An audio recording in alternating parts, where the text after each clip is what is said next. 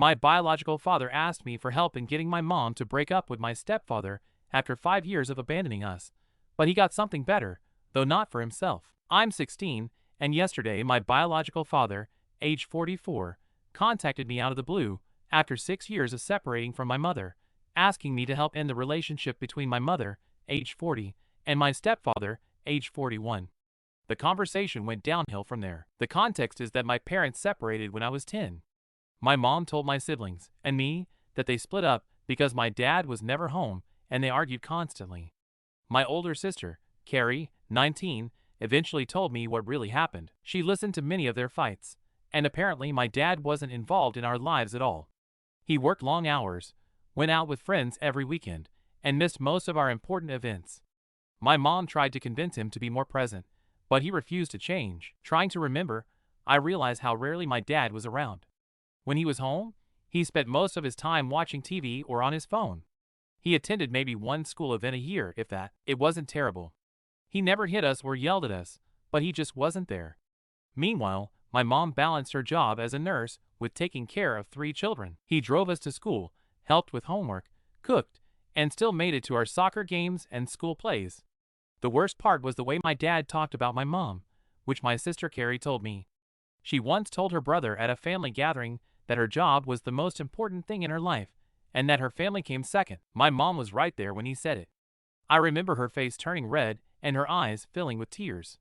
My dad's family looked uncomfortable, but no one said anything. My mom's sister took her to another room, and they talked for a long time. My dad's family always saw him as the golden boy, the successful businessman who could do no wrong. My mom is one of the most loving people I know. She worked hard to provide for us, even when dad didn't contribute much. She is smart, patient, and puts her heart into everything she does. I think my dad took advantage of her kindness for years. The separation was intense. I was 10 years old, and I remember my dad yelling about how my mom was trying to control his life and tell him what to do. He packed a suitcase and slammed the door so hard that a picture fell off the wall and broke. Glass shattered everywhere. My therapist told me later that some of my memories from that time are blurry because that's how children's brains protect themselves from traumatic events. After dad left, she moved in with a friend from work. He didn't contact us for weeks. When he finally called, he only spoke to Carrie and my 18-year-old brother, Ben. I remember sitting by the phone waiting for him to ask to speak to me, but he never did. This pattern continued for months. Eventually, mom gained full custody because dad rarely showed up for scheduled visits. He would cancel them at the last minute or forget about them altogether. My brothers were furious with him. They stopped trying to maintain a relationship after he missed Ben's high school graduation. I kept trying. Sometimes I'd call him, and he'd promise to come see me, but something always came up. A work emergency, car trouble, not feeling well, always an excuse. 2 years after the divorce, mom met Kevin, 41. He's an architect and has 2 children of his own, Sophie, 18, and James, 15. Kevin is everything my dad wasn't. He's there. He listens to us and is present in our lives. From day one, he treated my brothers and me like we were his own children. He went to my baseball games and cheered harder than anyone else. He helped me with my science projects when I was struggling. He even taught me how to change a tire and fix a leaky faucet, things my own dad never bothered to do. Kevin and mom got married 3 years ago, and we became a big family. Sophie and James are like real siblings to me now. We call Kevin Dad, and his kids call my mom Mom. At first, it felt awkward, but now it feels natural. Our house is a bit bustling and sometimes chaotic with 5 kids, even though Carrie is in college now, but it's full of laughter and conversation. Kevin's ex-wife died of cancer years ago, so his children live with us full-time. Sophie struggled after her mom's death, but my mom helped her through it. She made sure Sophie had someone to talk to about girl things and took her shopping for her prom dress. My mom treats Sophie and James the same way she treats us, with love and respect. Meanwhile, my biological father disappeared almost completely from my life about 5 years ago. He moved to another state for a job promotion and stopped returning my calls. His child support payments became irregular, then stopped altogether. My mom never spoke ill of him to us, but she knew it was putting a financial burden on our family. Kevin took responsibility and helped support us all, never once complaining. Last year, I found out my dad had returned to the city. I saw him at the supermarket with a woman much younger than him. He looked right at me, then turned around and walked down another aisle. I returned home and locked myself in my room for hours. My mom knocked on the door and asked what was wrong, but I couldn't tell her. I didn't want to hurt her by letting her know that Dad had returned and hadn't bothered to contact any of his children. This is where things get crazy. Yesterday, I received a text message from an unknown number. It was my dad asking me to meet up. I agreed to meet him at a cafe near our house. When I arrived, he hugged me as if nothing had happened, as if I hadn't been away for the past 5 years.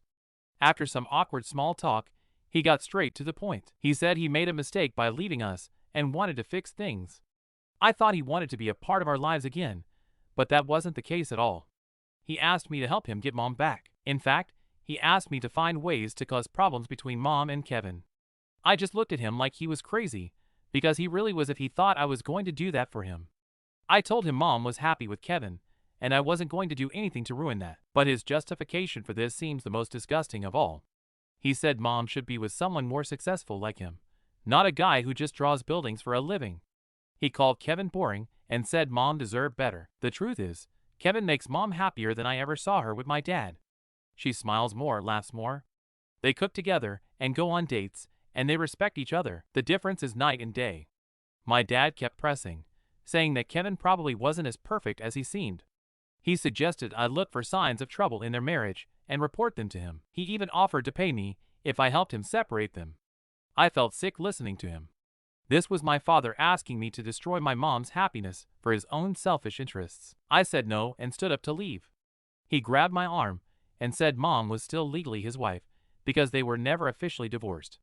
This came as a surprise to me. I broke free from his grasp and walked out of the cafe, my head spinning. Could it be true? Was there never an official divorce? If so, why would I lie about it? I still haven't told anyone about my encounter with him. Not my siblings, not my mom, not Kevin. I'm carrying this weight alone, and it's crushing me. Update 1. After reading your comments, I decided to talk to my stepdad, Kevin, first. My mom was working her night shift at the hospital, so I found Kevin in his home office working on some plans. I asked him if we could talk, and he immediately dropped what he was doing and gave me his full attention. That's how he is. I showed him my dad's text messages and told him about our meeting. I was nervous about how he would react, but Kevin remained calm throughout. He thanked me for reaching out and assured me that my dad was lying about the divorce not being final. He explained that he and my mom wouldn't have been able to legally marry if she had remained married to him. When I mentioned that Dad offered to pay me to sabotage his marriage, Kevin's face changed. It wasn't exactly anger, but I saw something in his eyes I'd never seen before. He took a deep breath and asked me how I felt about my dad's request. I told him I would never do anything to hurt them, and the tension in his shoulders disappeared. Kevin suggested we wait until Mom returned from her shift to discuss it as a family. I agreed, but asked him not to tell my siblings yet. He respected my decision and promised to follow my lead on when to involve them. When Mom came home in the morning, Kevin and I sat her down in the kitchen. I showed her the texts and told her everything. She turned pale as I told her about the conversation with my dad. When I mentioned the part about the divorce not being final, she looked like she'd seen a ghost. Mom left the room without a word and came back with a folder. She placed it on the table and opened it to reveal the divorce papers, signed and sealed by the court. The divorce had been finalized years ago, long before I met Kevin. Dad had lied to me, just as many of you suspected in your comments. Mom revealed that Dad had also been contacting her. He'd been sending her messages for months, which she'd been ignoring. She showed us dozens of messages from him, starting with simple questions about us and gradually becoming more insistent, where he finally declared how he changed and wanted her back. Mom explained that she hadn't told anyone because she didn't want to upset us. She thought she could handle it by ignoring him, but now she realized that wasn't working. Dad was escalating his efforts by trying to involve me in his schemes. Kevin suggested filing a restraining order. I thought it was a good idea because Dad hadn't been a real father to me in years, and protecting our family was more important than my non-existent relationship with him. We agreed to think about it and discuss our options the next day, but sleeping wasn't easy that night. I kept thinking about everything that had happened and all the lies my dad had told me. I decided to confront him once more. I needed answers. The next day, I texted him asking to meet at the same coffee shop.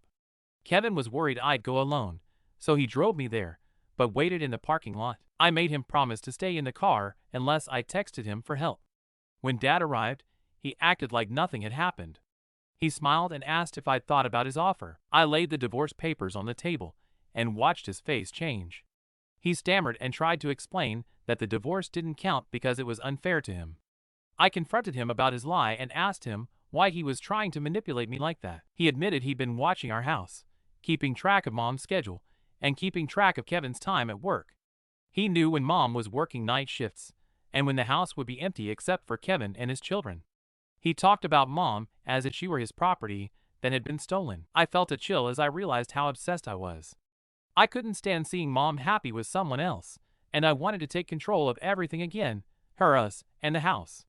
I told her I knew about the text she'd been sending Mom. He asked me what else she had told me. I told him she had told me everything, keeping it vague to see how he would react. He laughed bitterly and said she couldn't have told me everything, or I wouldn't be sitting across from him. When I asked him what he meant by that, he diverted the conversation and returned to his plan to separate Mom and Kevin. He suggested that Kevin probably wasn't as perfect as he seemed, and that I should check Kevin's phone and computer for evidence of what he was really like. I'd had enough of his manipulation. I stood up and told him I didn't want anything to do with his plans. I told him Mom was happier now than I'd ever seen her with him, and that Kevin was twice the father he ever was. My biological dad didn't like that last bit, and for a moment I thought he might hit me. Instead, he grabbed my wrist and whispered that I was making a huge mistake. I wriggled free and walked outside, texting Kevin as soon as I was out. He met me halfway across the parking lot and put his arm around my shoulders as we walked to the car. I looked back once and saw Dad watching us through the cafe window. Back home, I told Mom and Kevin everything Dad had said. Mom decided it was time to get the police involved. Dad's harassing behavior and his grabbing of my wrist at the cafeteria were enough to convince her that a restraining order was necessary. The next day, Mom and Kevin went to court while I stayed home with my siblings. Eventually, we told them what was happening. Ben wanted to confront Dad, but Sophie convinced him that involving the authorities was smarter.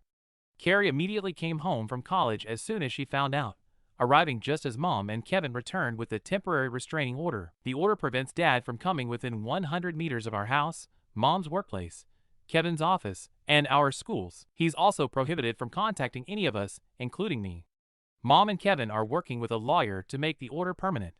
I expected to feel conflicted about cutting off all contact with my biological father, but instead, I feel relieved. I've been sleeping better knowing that legal action has been taken to keep him away from our family. This experience has shown me how lucky I am to have Kevin as a stepfather. He never made this situation about him or his feelings. His only concern was protecting our family, including me. Despite everything, he asked me if I was okay with the restraining order and made sure I knew my feelings mattered in this decision.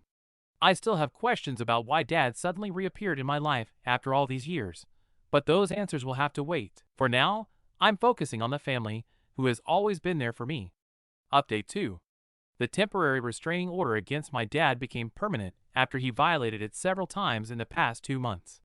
He was caught driving by our house late at night and sitting in his car outside Mom's hospital. The police gave him several warnings, but he kept crossing the line. About a month ago, things got worse. Dad showed up at my baseball game. I was batting when I saw him in the stands. Seeing him there threw me off, and I was pulled. When I returned to the bench, I texted Kevin, who was sitting with Mom across the field. Kevin immediately notified the security guard about the restraining order violation. When the guard approached Dad, he began yelling that he had the right to watch his son play. The guard asked him to leave quietly, but Dad refused. They had to escort him out, while he yelled that Kevin had stolen from his family. My teammates stared at me, and the game stopped briefly. The coach pulled me out and asked if I needed to leave, but I decided to stay and finish the game. My parents, and yes, in my mind, that's Mom and Kevin, took me home early. We were all upset by Dad's public outburst. Mom called the police, and Dad was arrested for violating the restraining order. He spent the night in jail before posting bail. A week later, something even more disturbing happened. Kevin's car tires were slashed in our driveway. We couldn't prove it was Dad, but who else would specifically target Kevin? It's not like there's a serial tire slasher in our neighborhood. After that incident, we installed security cameras around the house. Through all of this, one question kept lingering in my mind. Why now? Why had Dad reappeared in my life after 5 years of silence? The answer came from an unexpected source. Dad's brother, my Uncle Tim. She agreed to meet him at a public restaurant with Kevin present. My Uncle Tim had always been decent to us kids, even after the divorce. He sent us birthday cards and Christmas presents when Dad didn't. My Uncle Tim revealed that Dad had been fired from his job 6 months ago for inappropriate behavior toward a female colleague. He had been living with several friends and spending his savings. According to my uncle, Dad had been drinking heavily and talking obsessively about Mom, saying she had been the only woman who truly supported him and that during that period, he had the most stability. Which was true. He obtained many promotions and advancements with Mom, at the cost of missing out on everything in our lives. The timing coincided perfectly with when Dad started texting Mom and, eventually, he reached out to me. He wasn't motivated by love or regret. He was desperate and looking for a safety net. That made his manipulation even more painful, knowing he saw us as resources rather than people. My Uncle Tim also shared something that explained Dad's fixation with Kevin. Apparently, Dad had looked Kevin up online and discovered that his architectural firm was enjoying great success. Kevin had recently won a major contract to design a new community center downtown, and there were articles about him in local business magazines. Dad, meanwhile, was struggling to find work due to the circumstances of his dismissal. The fact that Kevin was professionally successful, while also being a good husband and father, seemed to drive Dad crazy. It shattered the narrative he created, in which he had to choose between career success and involvement in the family. Kevin proved that you could have both if you put in the effort. I don't know if it was right, but I decided to write Dad a letter. I didn't send it. This particular restraining order prevented contact in both directions, but writing down my thoughts helped me process everything. I wrote about how his absence had affected me, how his recent behavior had frightened our family, and how I'd found a father figure in Kevin who showed me what a father should be. I realized I didn't need an answer from Dad. The person I needed to close that chapter with was myself, the part of me that had held out hope that one day Dad would become the father I deserved. Writing the letter helped me let go of that hope and accept the reality of who he is. Last week, we received the news that Dad was charged with stalking and multiple violations of the restraining order. He faces serious consequences, including possible jail time. Mom says we might have to testify at her hearing, but her lawyer is trying to prevent us children from having to do so. Our family is slowly finding a new normal. The security cameras give us peace of mind, although we've had to develop new routines. We're now more careful about what we post on social media and about our locations. It's frustrating to have these limitations, but we're adapting. Through it all, my siblings have been incredibly supportive. Carrie messages us almost daily from college. Ben has become more protective, and Sophie and James have supported us without hesitation. We're not related by blood, but we're a family in all the ways that matter. Update 3. The situation with my dad has resolved, although not in the way we all hoped. But time puts things right, and that's what these 6 months have been for. Dad's court date for the restraining order violations was scheduled for 3 months ago. 2 days before the hearing, he failed to show up for the pretrial meeting with his lawyer. Police searched his apartment and found it empty. His car was gone, as were most of his belongings. An arrest warrant was issued, but there was no sign of him. A month after his disappearance, my Uncle Tim received a postcard from Dad. It was dated from a city in Arizona, more than 3,000 kilometers away. The message was brief, starting over, "Tell the kids I'm sorry about everything." My Uncle Tim took the postcard to our house and showed it to Mom and Kevin, who then shared it with my siblings and me. The police confirmed that Dad had crossed state lines, complicating their ability to pursue him for the restraining order violations. Mom and Kevin consulted with their attorney, who suggested that since Dad appeared to have left the state voluntarily and no longer posed a threat to our family, it would be best to leave the situation as it was. Pursuing extradition on his relatively minor charges would be expensive and might only bring him back into our lives. After discussing it as a family, we decided to follow the lawyer's advice. If Dad stayed away and left us alone, that would be the best outcome for everyone. The restraining order remains in effect in case he ever returns to our state. With the immediate threat out of the way, our family has been able to heal and move forward. Mom and Kevin recently celebrated their 4th wedding anniversary with a weekend trip to the coast. Seeing them together, relaxed and happy, reaffirmed to me that they were meant for each other. Kevin's career continues to go well, and Mom was promoted to head nurse on her floor at the hospital. My relationship with Kevin has grown stronger through this experience. He never once used the situation to try to replace my dad or force a deeper connection with me. Instead, he was simply there, firm, trusting, and patient, which naturally generated that effect. His approach allowed our relationship to develop naturally, without pressure. Last month, I asked Kevin if he would help me learn to drive. It's something I always imagined doing with my dad when I was younger. Kevin didn't make a big deal about it, but I could tell he was honored that I asked him to help.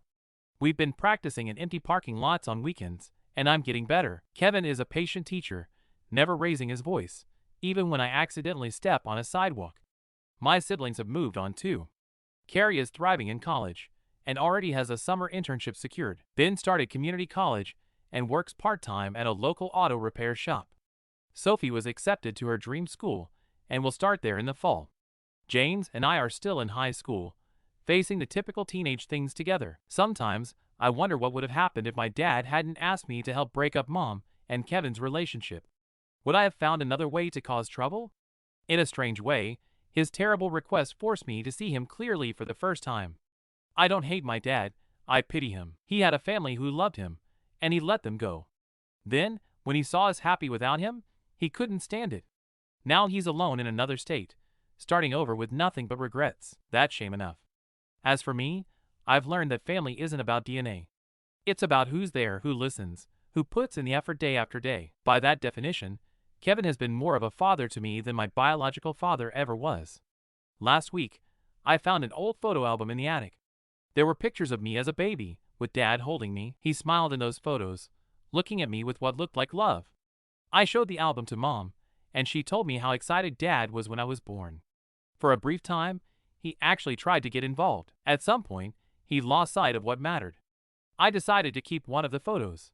Not to remind myself of what I lost, but to remember that people are complicated. Dad made terrible decisions and hurt us deeply, but there was a time when he cared.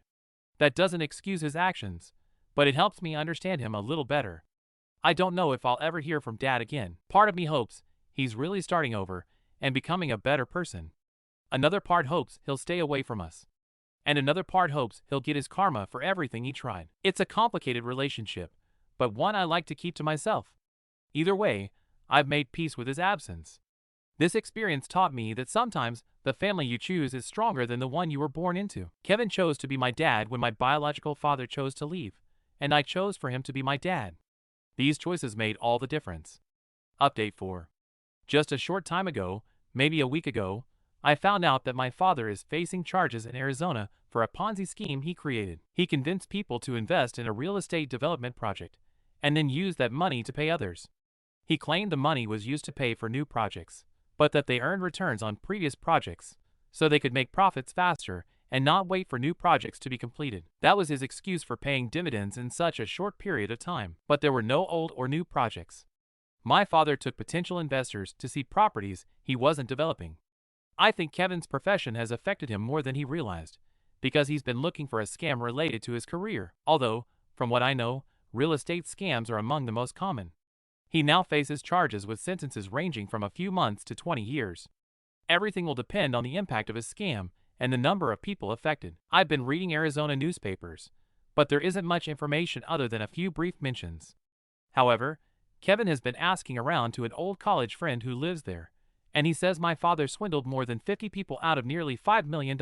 We still don't know how much that could mean for my father in terms of jail time, because we also don't know if the full extent of his scam will be proven during the trial, which will begin soon. I'll be following the case closely now that I've learned about it, and I hope to bring you news of his sentencing once it's finalized. Edit. The trial began today and is expected to last a little over a month. Update 5.